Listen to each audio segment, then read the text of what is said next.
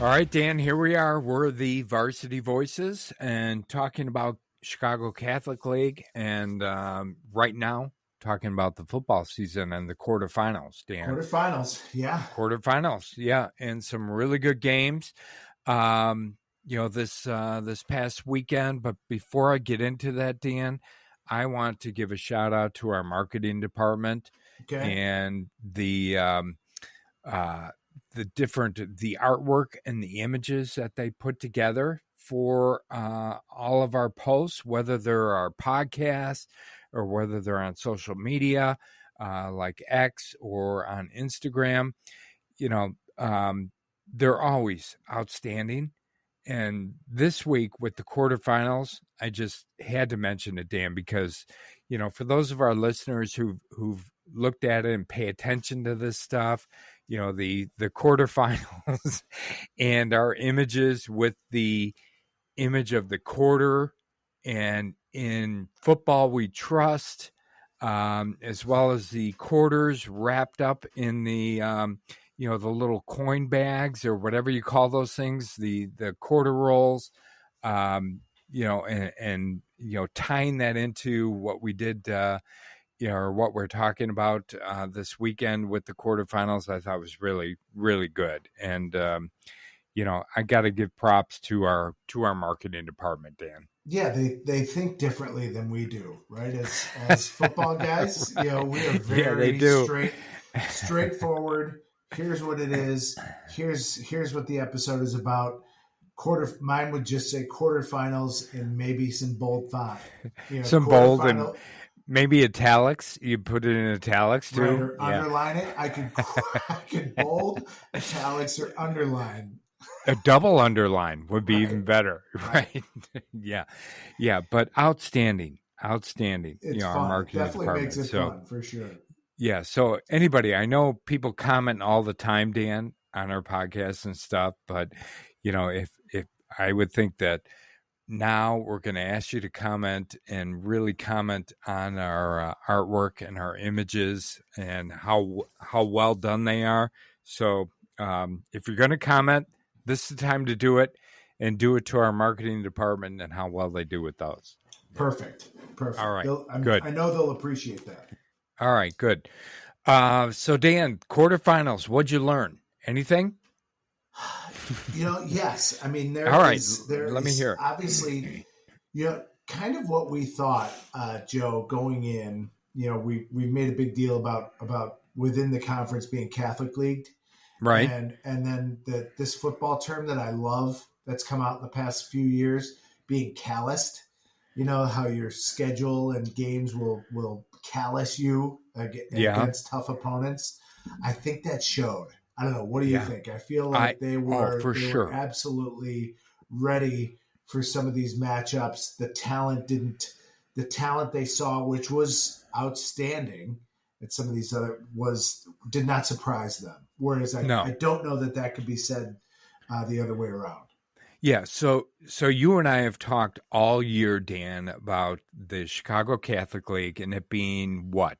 A grinder of a conference. Yeah. What else do we use? Well, the coach just used one with us, a bloodbath. What we heard at the Paul Prep. Yeah. Yeah, and I've always thought that that's exactly true, 100% true. But I didn't quite realize it until I watched some of the games this weekend. And, I'll just call out one, okay? And it's the Quincy St. Rita game. So Quincy, as that game started and I was watching that game, I thought, my God, this team, Quincy, has got so much talent. They are a state championship team right here, right? But when it came down to it, St. Rita really kind of handed it to him but over the course of the game. And I thought, Quincy, they won. They were 11-0, and they won every game by, I think, an average of 35 to 40 points a game. They won. But I don't think they ever faced any adversity throughout the season. And this was the first time that they really faced it. And St. Rita, we know what they came through, their Right. schedule in Yeah. the Chicago Catholic League, and they were just relentless. They constantly put the pressure on Quincy, and I think that showed over the course of the game for sure. Yeah, and it was that way in a lot of these games, Joe. There were games that were close early on that got extended in the third and fourth quarter because I think some of Right. these Catholic League teams had they just been there. They just been there. They didn't get nervous. They didn't have anyone quit or lay down or give less of an effort or look for the refs or any of that stuff. They just kept doing what they do. They were relentless, and it showed. It showed that they had played in games like that. Where I think some of these other teams, their coaches probably would say different, but Yeah, they some of would. these teams, Yeah. crumbled is way too strong a word, but just were not ready for the adversity or a team that didn't lay down for them. Right. A team that plays 4 quarters Yep. and plays 4 quarters 100% with 100% intensity Yeah. and puts pressure on you on every play, every down, every quarter. I don't think some of the teams were ready for that. The Chicago Catholic League teams are ready for that because they've come through that all season. But some of the teams that they played this week or this weekend were not ready for that kind of game or that kind of intensity. It didn't look like it. To me, it showed. Yeah, Yeah. it did show. Yeah. Speaking of pressure, Joe, applying pressure. Do you Uh-oh. know our records for this week? Yeah, I think I might, Dan. Hold on. I didn't. Did you tabulate? I think I tabulated earlier today. And let's see, how many games? Were there 9 games, Dan? Is that what we had? I think 9 games total with Chicago Catholic League teams in them, and we were both 8-1. 8-1. We were pretty good. Yeah, that's pretty good. Yeah, I think our one loss were different. So you picked St. Francis, and they won over Sycamore. Right. I picked Sycamore. Yeah. Right. But I picked. Oh no, maybe. Wait, maybe you were. Come on, 8-1. I was 7-2. Which one did I get wrong?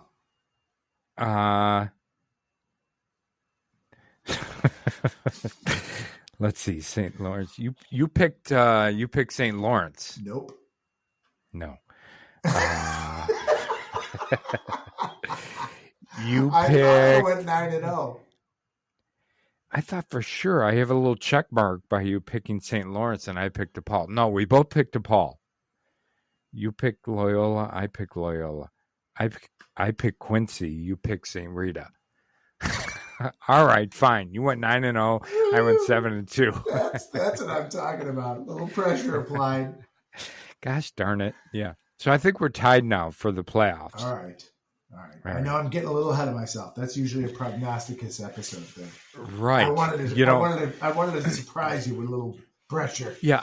I reserve the right to review our picks, Dan, prior to our prognosticus episode coming up later this week. Okay. I'm good with that. Yes. And we will revisit that. Okay. For that episode. Is that good? I felt like I was 9-0. 9-0. I don't think you were 9-0, but let me look. Yeah. See, I picked DePaul, and I don't have you picking DePaul for some reason. All right. Huh. We'll go back and listen. Yeah, and Zuko would be upset with you if you did not pick DePaul, because we were out there this past week, Dan, and gave our Zuko's Dog of the Week dog tags to Avery Bellis, defensive back for DePaul, who had another good game this week. I think Zuko he might be undefeated, right? When he visits. Zuko's good, yeah. Yeah. Zuko's way better than we are. Yeah. Now, Yeah. if someone could just take him instead of me in the car to these places, that'd be outstanding. If we could get some good listener that really likes dogs riding in the car with them, You that know what we whine need and is cry. we need some interns, Dan. Yes. Yeah, who would be willing to come by, pick up Zuko, drive out to wherever we drive out to, um, from week to week, and then you could stay home and we'll broadcast it for you, and you can watch it on Yeah, video. I could just award it over the phone, right? You could, A video. but people, The Dan, intern could be covered in pads, so when right? Zuko chews on his shins, his or her Yeah, shins, yeah, our our listeners love you, Dan. yeah. So if you were not there, it just would not be the same. Okay. Yeah. All right. And and then I would have to take care of Zuko, and that probably wouldn't be good. Yeah. All right. All right. Anyways, all right. So let's go over some of the really good games, Dan, and let's start with Montini and Princeton. So Montini wins this game 24-7. I watched a lot of this game, Dan, and Montini's defense, as we talked about all year, they showed up in this game and showed up big time in this game. They held Princeton, who was a team that was scoring over 30 some points a game. They held them down to only a touchdown. Um, they eventually, over the course of the game, forced Princeton to do some things that they normally would not do. Um, you know, they they had some interesting things Princeton did on offense. Direct snap to some of the running backs who are really good, by the way. But Yeah. Montini's defense is just outstanding, and they showed up and showed it in this game. Yeah, and I kind of felt like Montini, both defenses were a little bend but don't break for a lot of Yeah, the games. Yeah, that's kind of how I felt about Montini's defense for the last couple weeks. But that's hey, that wins football games. And when you've got Israel Abrams that yeah, Joe, I think I said this to you before we started. He's one of those guys that when he's running, which he did a lot, I think he had 65 yards rushing. When he's running, it doesn't look like he's gaining ground. And you right. tackle him, and if you're on that defense, you're like, all right, we stopped him. And he gained 7 yards. You're like, how did he gain 7 yards? He didn't look like he was running that fast or anywhere. He just is great at picking his way. No one hits him. And he falls forward. He's a big kid. So it's unreal to watch him, and they played some uh, great complementary football. They did just enough on offense. They did just enough on defense. Yeah, they did. And Princeton is a really good team, and they showed that over the course of their season. And you saw that in this game as well. But like you mentioned with Israel Abrams, he's almost impossible to tackle, in my opinion. He At least picks his way clean. around. Yeah, at least clean. You Yeah. never get a clean shot on him. Right. Never. Yeah. And that would drive me nuts as Right. a defensive player. Yeah. But he has got a talent, a knack, whatever you want to call it, for being able to avoid the tacklers and get himself in open space. He is constantly in open space, and he's constantly has the option of either throwing the ball or running the ball, and it's something which is a real talent. And I guess I can't believe he's just a sophomore, but it's going to be fun to watch him over the next 2 years at Montini, as he progresses in his, not only as he gets better, but as he gets bigger and stronger and all those kinds of things. So I can see why some big time programs are already offering this kid. Yeah, and it's kind of double edged. If you're a defensive player, you don't get a good shot on him, but then when he gets into that open field, as a defensive player, maybe a defensive back, linebacker, you want to creep up, you want to try and get that shot. And what does he do? Dumps it over your head to Santino Florio for 2 touchdowns, right? Right. And Exactly. Yep. so it's quite a weapon to have those quarterbacks that either are flat out mobile that can fly, like a Jack Elliott or Armbruster, Ritter, some of these guys, but these guys that work well within the pocket and around the line of scrimmage, like Abrams just has a knack for, they become very dangerous when you've got receivers that know how to work well with you. Yes, and when you can every other play hand it off to Jeremiah Peterson, right? Who can just flat out run the ball, and he is a load, Dan. I Yeah, think he almost looks like a lineman who can run the ball, yeah. right? I That would he have played guard on your teams? Oh, absolutely, yeah. He Right. he he outweighed our guard, or he outweighs our guards by about 50 pounds. Yeah, for sure. Yeah, he's And tough to bring down, especially when oh, he he's gets ahead so of steam tough. going. Whoa, Yeah. he's no fun.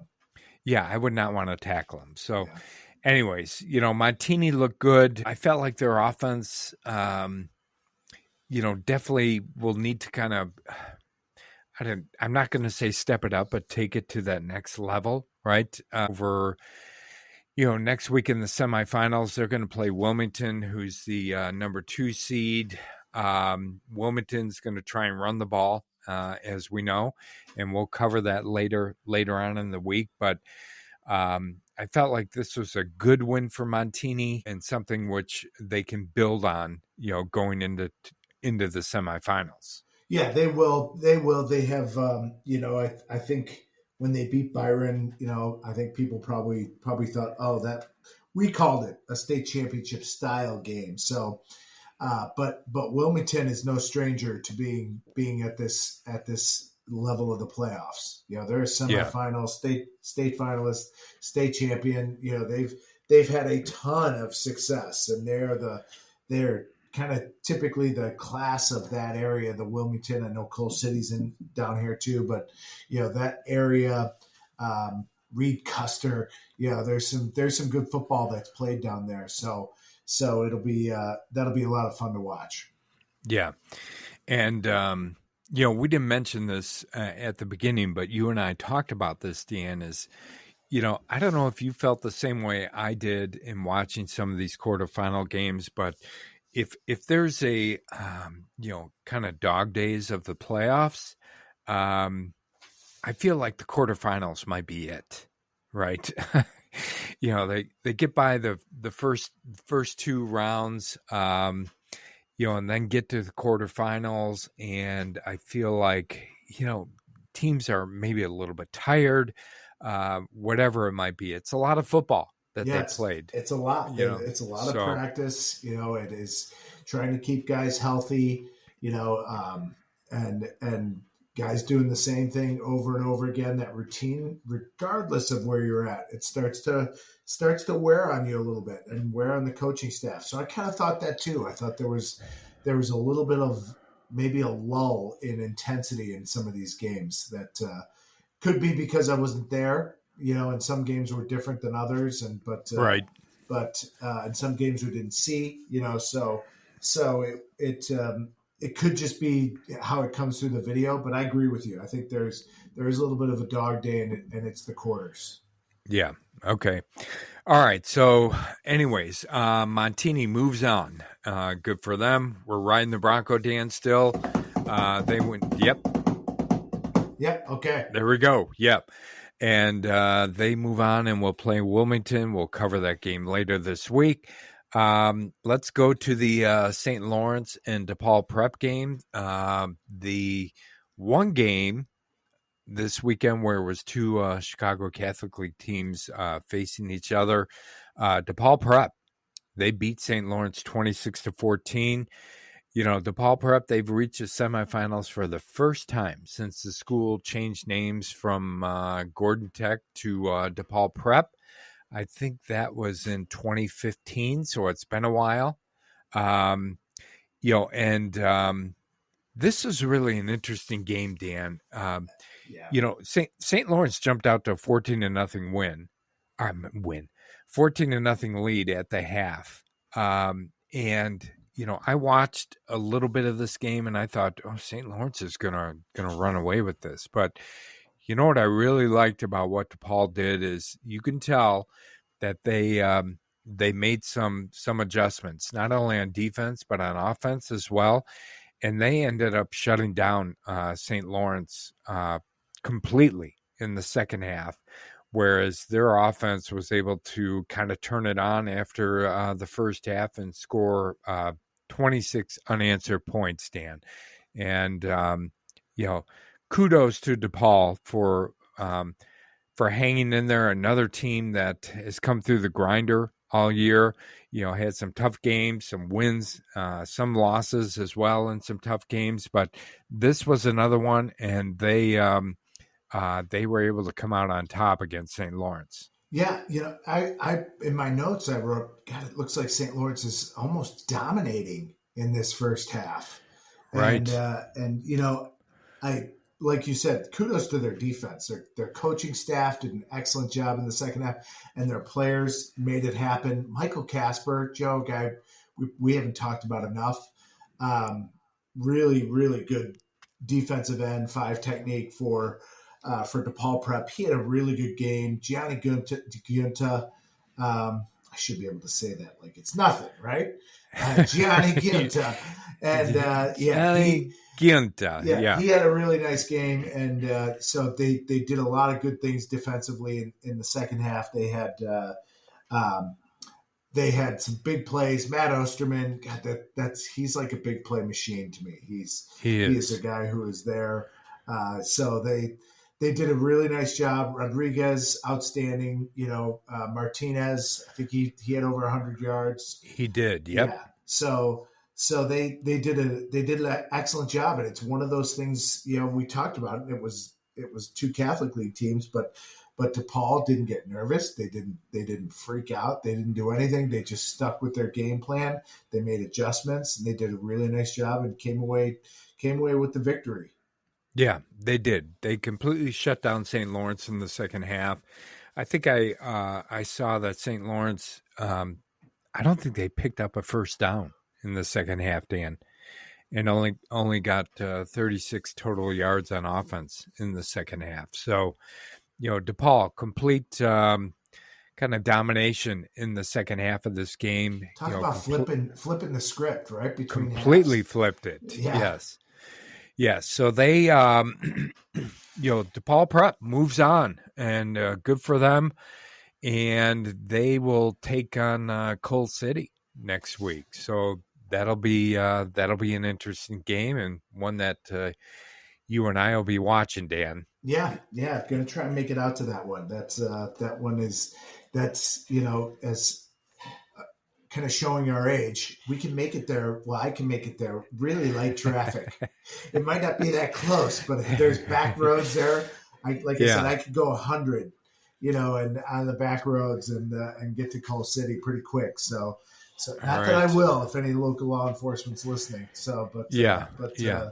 I We'll have to could. put them on notice. Watch out for somebody coming out that way going 100. Yeah, Yeah. with a dog biting his ear. Yeah. Right. All right, good. So let's move on to, let's see, 5A here in St. Francis and Sycamore. So Sycamore came into this game, I believe, 11-0, Dan. They were averaging over 50 points a game in offense. They end up losing to St. Francis 10-0. So this was not something I saw. You were talking about how we do in our predictions, and I picked Sycamore. I will go out there and say that I picked Sycamore. But they're St. Francis's defense really showed up, and they stifled Sycamore. And also the other way around, Dan. I thought Sycamore's defense played really well too, Yeah. holding St. Francis to only 10 points. I didn't see this score at all. 10-0. St. Francis over Sycamore, but so I got this one completely wrong, Dan. St. Francis, they did have a lot of yards on offense, total yards. I think they had over 340 yards of total offense, but nobody could put it in the end zone in this game. No, I mean, I think if you go back and listen to the Prognosticus episode, I said there's going to be a lot of points, but I think St. Francis comes out on top. So who would have guessed that it would have been it'd be the defensive struggle that it turned out to be. And another guy, Joe, we probably haven't talked about enough, Ian Willis. You know, Yeah. lockdown defense, scored a touchdown early, gets put on their top player near the end of the game. You know, when game is on the line. So great day for Ian Willis. You know, Brady Palmer. You know, decent stats. I mean, 14 for 26. You know, 159 and a pick.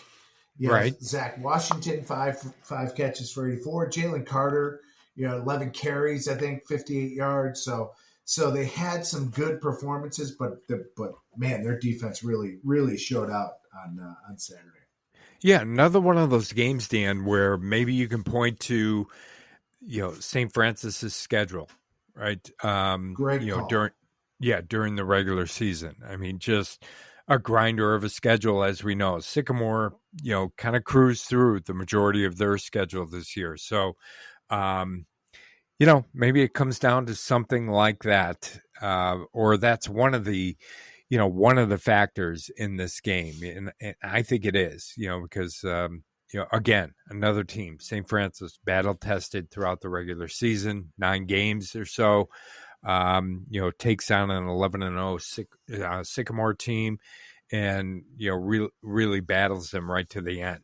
Yeah, it's the first time Sycamore's been even remotely close to being stopped, right? I mean, and so it had to be. That's got to be difficult for a team that's just not used to that. So it's, Yeah, uh, like I said, great job by the Francis defense. They played really well, and that obviously sets up a big game in the semis. big game in the semis, and that is against Nazareth, right? And let's see. So let me think. So St. Francis beat Nazareth this year, right, during the regular season, Right? but they lost to Nazareth last year in the semis, right? Yeah. Yeah. So this is it's going to be a rematch, a battle of the Titans, the 5A Titans Yes. in the Really. Chicago Catholic League. Yeah. But again, that's another one. We'll talk about that later in the week on our other episode. But that does bring us, Dan, to the Nazareth Rochelle game. And I don't know if you saw this. I can't remember what we talked about in our prognosticus episode. But did you see a complete blowout like this? Over Rochelle by Nazareth. Not really. I did feel like Naz might be 2 touchdowns better, but complete blowout, absolutely not. I was surprised. I didn't, and all the credit goes to Nazareth on this, but I didn't. Yeah, Rochelle um, didn't play the same way with the same level of confidence that they played against Bennett, and that again that goes to Nazareth. What they've got from a talent perspective, from if I hate to say teams are intimidated, but there's Rochelle is going to have to play at a certain level to beat Naz. Naz is the favorite in the division in the bracket, I think. yeah, So yeah, so Rochelle knows that, so they had to play really well. And Joe, they fumbled the snap in their first series and gave the ball to Naz. That kind of followed a pattern for the rest of the day to me, at least the part that of the day that mattered as far as the score. Naz kind of opened it up by halftime, or shortly after the second half started. So, like I said, credit to Nazareth, as Rochelle didn't look like the same team. They had multiple penalties. If they could start 1st and 10 and run their offense, they did okay. But Naz consistently put them behind the chains with either forcing penalties. They shifted their D line kind of as Rochelle was doing some of their pre-snap movement, got Rochelle to jump a little bit. So they yeah, really forced the issue um, against Rochelle. Their pass defense was spot on. Joe, they were outstanding, and excuse me, if Rochelle's quarterback missed just by a little bit Naz was there to pounce on it. I think they had hustled them. They got to every loose ball, every tip ball.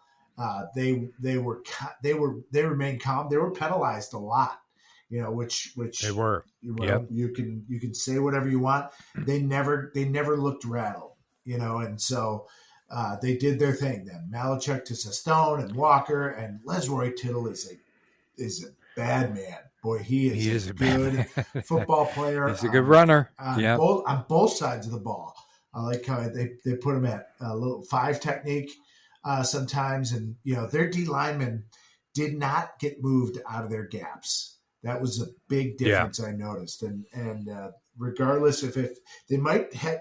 Rochelle still might have angles, which they're trying to get constantly, but they never got movement out of their gaps. And so those were some of the things that kind of forced Rochelle into a game plan they weren't comfortable with.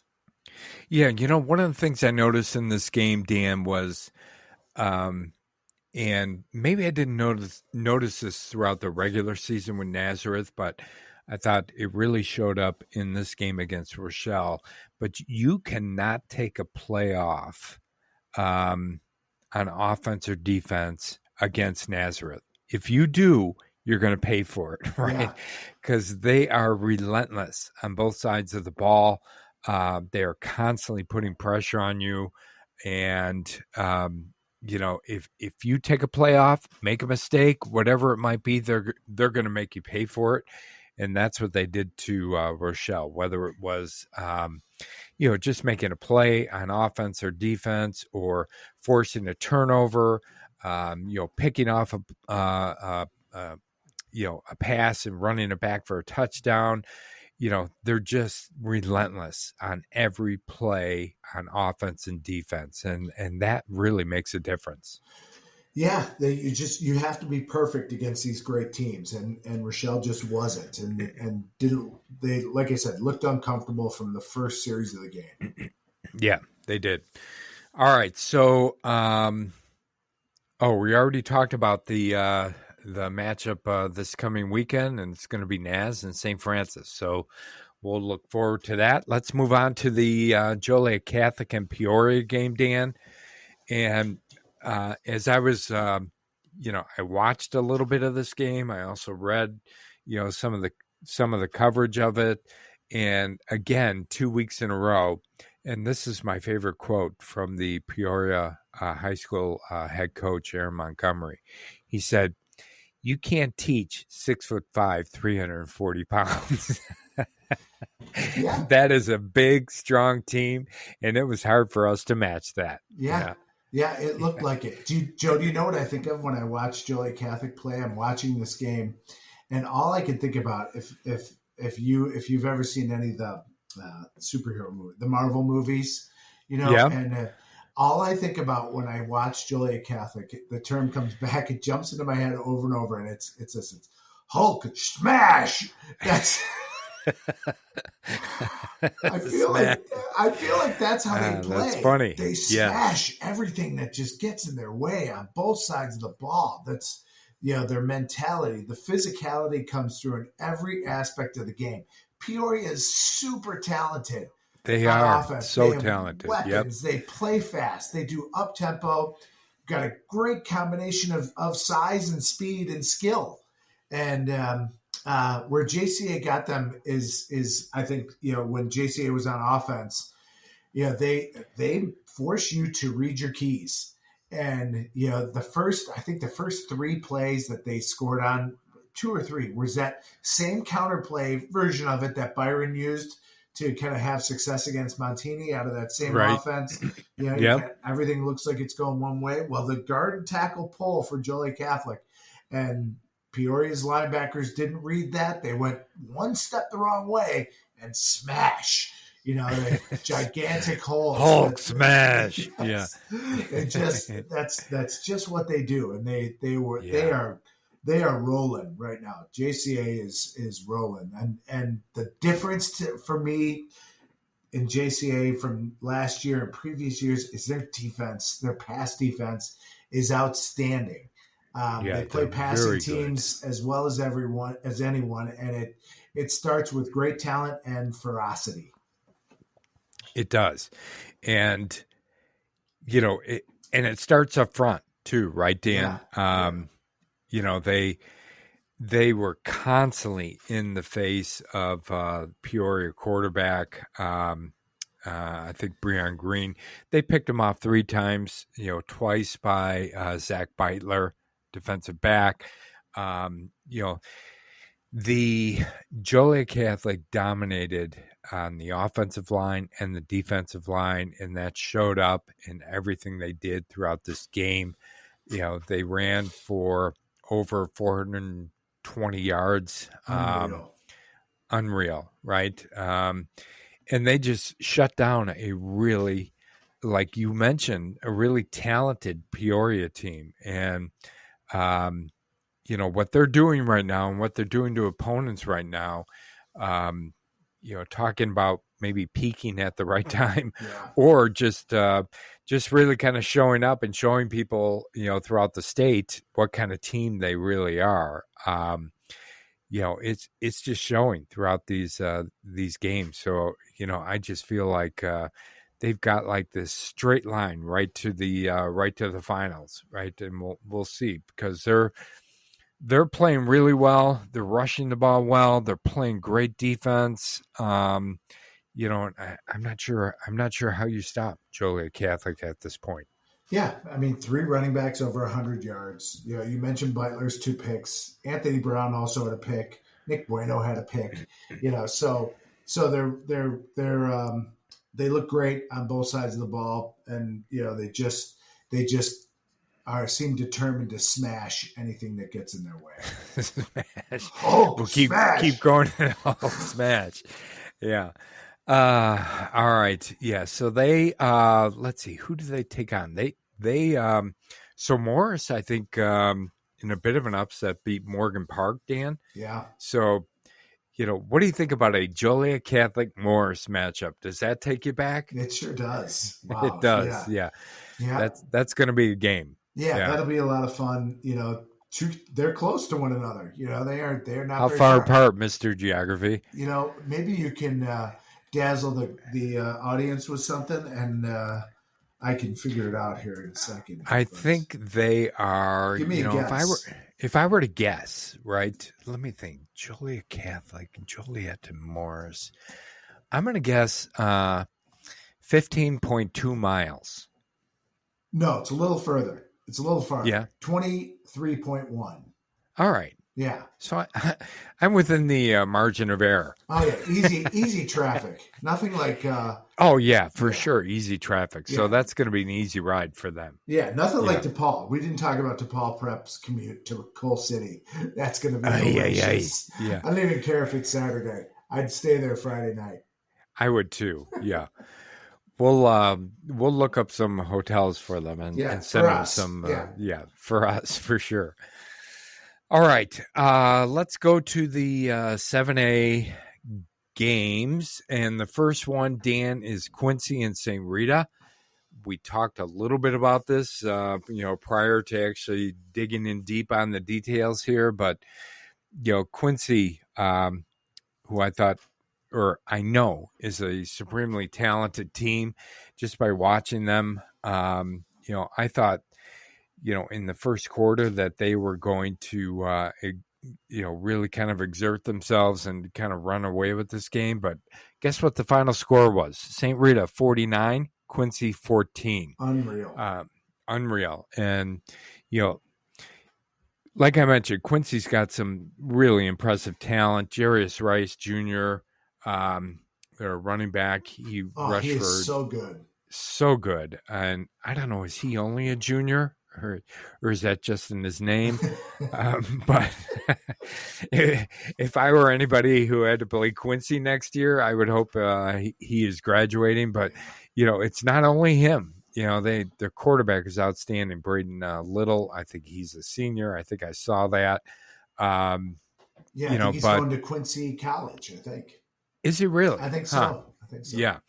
Yeah, but the one thing that really stood out to me in this game, Dan, was, another Chicago Catholic League team that's come through a really tough schedule, and just kept at it quarter after quarter, play after play, and eventually just kind of beat Quincy into the dust, right?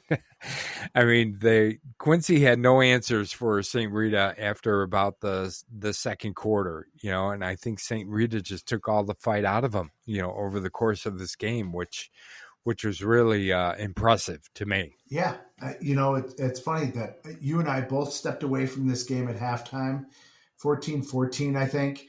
I thought I'm going to run to the store, and I'm literally checking out. And you said, "What the hell happened at Quincy St. Rita?" I got a text. I'm Not like, sure if I use hell. Might have, "Yeah, right." And and right. I and I said, "Well, what's the score?" And he said, 41-14 or 42. What? And so yeah, it's in our prognosticus episode, Joe, we talked about it was going to be the first time why I picked St. Rita. It was going to be the first time that Quincy was going to face some adversity, and I wasn't Yep. sure that the score would be that low, and but I felt like Quincy blown out everybody. They weren't going to blow out St. Rita at St. Rita. It was they were going to have to fight for it. And I Yeah. think St. Rita just came out with more fight in that second half. And Nick Herman he's as good as anyone out there. Guy's got some jets too. I kind of He think of him as a does. grinder. That 91-yard run he had was awesome. And looked like he may have been running out of gas at the end, or he didn't think anyone was close. But Yeah. he can get up and go. And so he's a handful for anyone moving forward. And I know they play Mount Carmel, but just was too much. They just were too much, too consistent, too relentless for Quincy on Saturday. Yeah, and Nick Herman. I don't think we can say enough about him. We've talked about him all year, Dan. But he really showed up in this game. I think he ran the ball, 15 times for 181 yards. And what makes that, even more impressive to me is that he did it against a team that was giving up an average of 12 points a game, less than 60 yards rushing a game as well. And, Nick Herman, just had an outstanding game. But, I think that's just a part of it. I think, by the time the game was over, St. Rita just ended up, dominating in all aspects of this game, even though they gave up a lot of yards to Quincy, which, if you've seen Quincy play, that wouldn't be a big surprise to you that they can, get yards in big chunks. But St. Rita really was able to shut them down, keep them out of the end zone, and really just played tough defense all around. And it showed in this game. And holding a team that's averaged, I think, almost 50 points a game throughout the regular season, Dan, going undefeated, holding them to only 14 points. So, we know St. Rita's defense. We know how good they are. I was really interested to see how they might do against Quincy, a team like this, and I actually picked Quincy in this game. But St. Rita showed up, and they showed up big time. Got to give their defense a ton of credit. Yeah, they were awesome. They've earned the right to get back to the semifinals. I think they're a obviously legit semifinal team. This should be a great matchup next week. Yeah, so they match up with the winner of our next matchup, which was Mount Carmel and Normal. Mount Carmel wins this game 49-42 in a bit of a shootout. Dan, Normal again.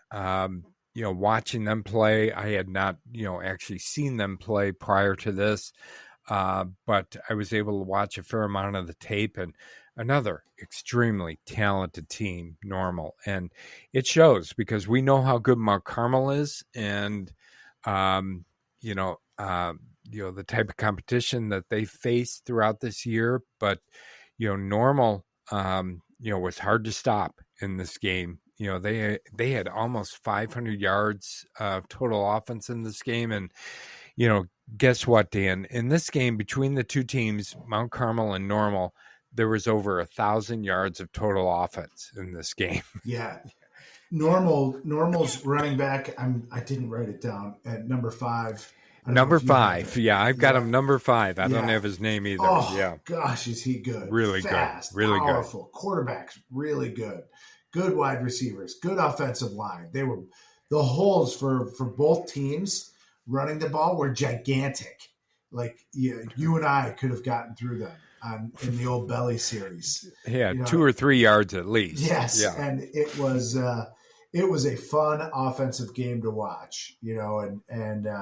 Um, Mount Carmel came up defensively when they had to. Javi Payne, big day.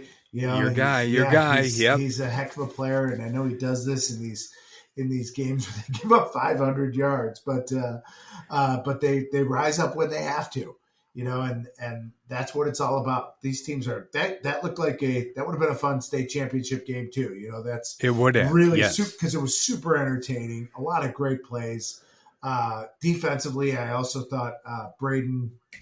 Oh, why can't I think of his last name? Jones? Braden No. Jones. Yes, was Yeah. All right. really good for Mount Carmel when he had to be. But Jack Elliott, outstanding. Daniel Taylor, outstanding. The receiving core, unreal. So they are really really fun to watch play offense. And that game was a lot of fun to watch. Yeah. All I can think about, Dan, with their receivers, their receiving core, uh, is what the other teams in the Chicago Catholic League have to put up with over the next 2 to 3 years. They've got Quentin Burrell, right? He had another really good game. He's a sophomore. And then they've got Marshawn Thornton, who's a freshman, who's just exploded over the last 3 or 4 games. Yeah. They brought him up. I just, if Mount Carmel has somebody who can get them the ball, after Jack Elliott leaves, they are going to be outstanding. And Yeah, they're loaded. They're loaded. Yeah. The rich get richer. I think we said that before. Yep. Yeah. All right. So let's see. So they, Mount Carmel, St. Rita, this coming weekend. We'll talk about that game a little bit later in the week. Let's see. So the last game, Dan, is the Maine South Loyola game. And, so Maine South, let's see, they end up 8-4. Loyola wins this game. I'm trying to. I thought I had the score here, but I don't. Dan, do you know what the final score was of this game? Was it 28-14, 28-24? I think it was 35. Oh, okay. Anyways, Anyway, a lot to a little. yeah, but the first thing I'm going to say is 35-14, Joe. 35-14. Okay. So another game that I thought, Dan, really, based on the schedule, regular season schedule. Now, I know Maine South played a pretty tough schedule this year, but, I felt like, over the course of this game, because of some of the games that Loyola was in this year, some of the tough games they were in, that really benefited them coming down or in this game. So Maine South, their quarterback, Dan, the sophomore. Yeah, Purcell.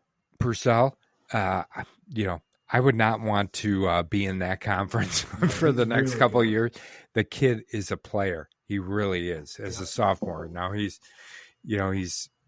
obviously still learning and that kind of thing, but I don't know. He's got an intuition. He's got a knack, and he just puts the ball in the right place all the time. He's a really good player. Yeah, and physically he has got a super quick release. Mm-hmm. Right, so he's tough to tackle. Joe, I thought Maine South had a chance to open this game up in the first half. Mm-hmm. I really thought they were going to extend the lead a little bit. I thought Loyola might have problems. I talked about in our prediction episode that there was, this was the type of team that gave Loyola trouble. And man, in the second half, it sounds like it was super windy too. So that was kind of maybe having an effect on some of the passing game. I don't know. But They kept saying that, Dan, and I kept looking at the flags on the goalposts, and they were not blowing all that hard. So I was wondering what the heck they were talking about. But swirling, anyways, yeah. yeah, Well, I love that Loyola made a choice to commit to the running game because why wouldn't me you? too. Because you've got Drew McPherson, so why not? And he and the Loyola offensive line were just outstanding in the second half, and they flipped the game on its head and looked pretty much dominant in the second half with especially the fourth quarter. Uh, they continue to make really good decisions. Fitz makes great decisions at quarterback. Donovan Robinson, it seems like he's always got a critical big play, and kept them in the game in the first half with a pick six. He was going to be a guy I was thinking about, not that we're doing dogs, but another, he's a dog already, He's but already one of our dogs yeah, of the but week. Yeah. another guy that could have earned it. They had a few guys. Henry Newton had a great interception. So they had a lot of good things happen defensively, but I think it was their commitment to the running game and Drew McPherson, and he's just one of the best players in the state. Yeah, he is. And, I actually give credit to the Loyola coaching staff to make that decision, Dan. And Yeah, I think they probably did at some point. They said, you know what? We are just going to run the ball. We've got this kid, Drew McPherson. If you guys can block up front, which we know they can, just hand him the ball and let's see what he can do. And sure enough, he shows up and I think he rushed for 170 yards, a couple of touchdowns minimum. Fitzgerald was good too. One of the things I noticed in this game is they ran Fitzgerald a little bit more than they have in some of the previous games. And I didn't have an appreciation for it as much as I did after this game, but he is a big physical quarterback, yeah, runs right? hard. Yeah, He runs hard.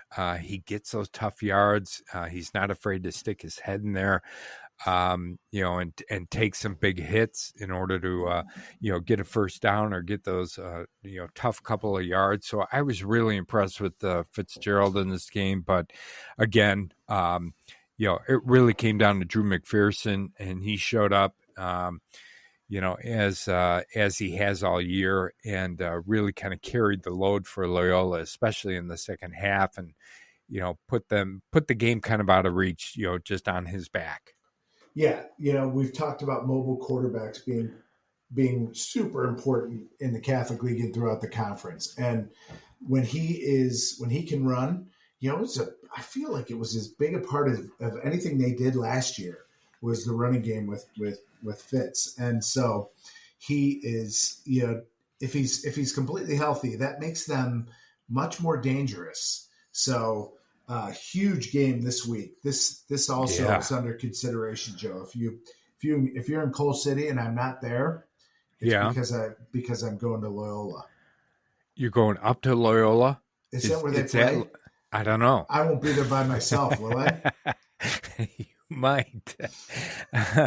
Yeah, I was thinking if that's the case, maybe we should flip that, and I should go to Loyola, Right, and that you makes should go sense. to Coal City and watch that game. But well, look again, Dan. That's something we haven't covered yet, and we'll cover that this week at some point. We'll let people know where the game's at and whether they should look for you or me out No, there. because I would be at Loyola by myself because it's at Lincoln Way East. Ah, yes, the Oh details. The God. Yes, details yes. on That's gonna be a varsity good game. horses. Yeah. That's a state championship game right there, Yeah, I think. both sides of the bracket, the schools we don't talk about, Naperville Central and York also. Really Right. great Final Four in 8A. Really great. I Yes. think the four best teams. So Yeah, me too. It's funny how that works out, Dan. When you get down to the semifinals, you've got the best teams end up there, most right? of the time, Yeah. yes. Yeah. Even though we complain about some of the earlier rounds and why is this team here? Or why are they this seed or that? When it all comes down to it, the best teams end up, last four or two teams, right? Yeah, yeah, Yeah. and Yeah. yeah. I mean, the IHSA people pat themselves on the back when they hear us say that, Yeah. but then you've got St. Francis and Naz too in 5A, and so. Right. But Yeah. I gotta think Joliet Catholic's one of the top two teams in 5A. Anyway, Yeah. getting ahead of ourselves a little bit. Anyways, yeah. And we'll talk about that. So, Yeah. everybody, thank you for listening to our recap episode. As we've just alluded to several times, we're going to have another episode later on this week, our prognosticus episode for the semifinals. Can't wait to see what our marketing department comes up with for the semis, Dan. Okay. Yeah. Yeah. You'll just So, have to be surprised. yeah, if I were to, I'm thinking a big semi truck. Right. That's how we think. Semi. But yes, what does semi? Let's see. What slaps you in the face with semi? Thankfully, the marketing department goes a little deeper, but it could They're a be little semi truck. they're a little better than that, although I would be all over that if it was the semi truck. Right. Yeah. And I could probably reach out to some friends of mine, and say, hey, you want to do a little sponsorship? Put your semi in this? Yes. Yeah. Go back to our summer sessions. Yeah. Yes. Isn't that a good idea? It is a good idea. Yeah, that's a lot of work. I'm not sure. No, I'm kidding. It is a good idea, but I'll talk to our marketing department first and see what they say about it. Yeah. Yeah. He'd want to put a logo on that, right? For sure. For sure. Yes, yeah. For sure. Yeah. But anyways, yeah, thank you for listening. And we'll be back with later on this week with our predictions and picks for the semifinals. It's getting right down to it. As always, make sure you like, follow, or subscribe to us wherever you are listening from. We would appreciate that. And we'll look forward to talking to you later on this week. And as always, thank you for listening.